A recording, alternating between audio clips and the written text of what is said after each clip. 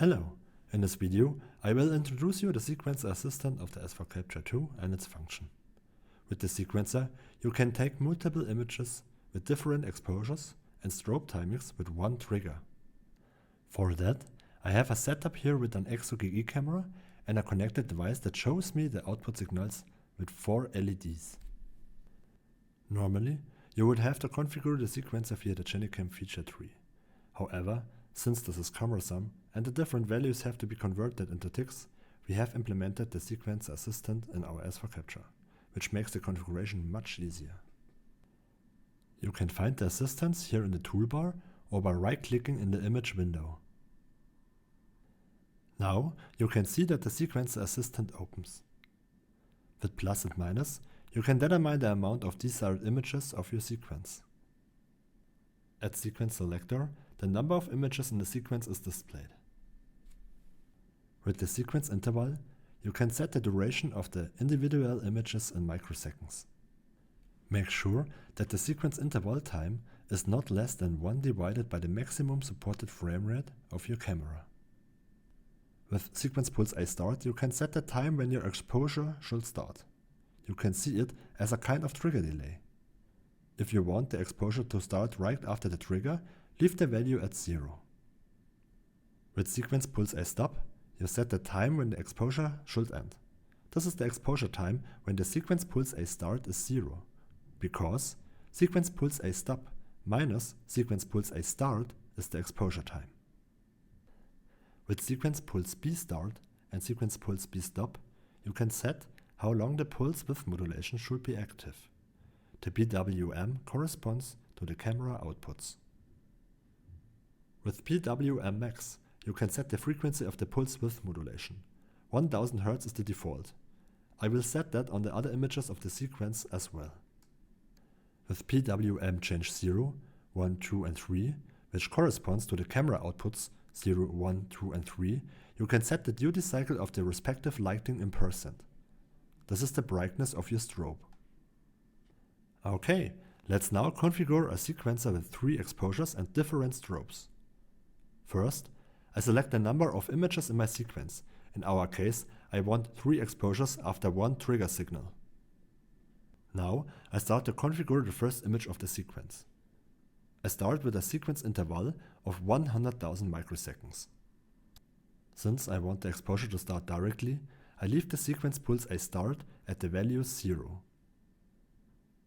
I want to have an exposure time of 15,000 microseconds, so I set this value in sequence pulse A stop. Now I would like to adjust the strobe. Since I want the strobe to be active at the same time as the exposure, I leave the sequence pulse B start at 0 and also set the sequence pulse B stop to 15,000 microseconds. I leave the frequency of the pulse width modulation at 1000 Hz. By default, the sequencer assistant sets the PWM change 0, 1, 2 and 3 to camera outputs 0, 1, 2 and 3. Let's assume that I have connected a light to each of the 4 outputs. And now I want that at the first exposure, the lighting which is connected to output 0 and 2 lights up at full brightness. So I set PWM change 0 and 2 to 100%. Okay, the first image will be set. Let's set the next 2 images of the sequence. I also set the sequence interval length of 100,000 microseconds for the other 2 images, which then corresponds to a frame rate of 10 frames per second. Please make sure that your camera supports this frame rate. I would now like to set a higher exposure time for the other 2 images. One is 20,000 microseconds and this to 30,000 microseconds. Now let's have a look at the second image. I want the lightnings which are connected to output 1 and output 3 to light at maximum brightness in sync with the exposure. Therefore, I set the sequence pulse B stop to the same value as the exposure time and the PWM change 1 and 3 to 100%. For the third image, I want an exposure time of 13,000 microseconds. Each light should be active in sync with the exposure at 50% of its brightness.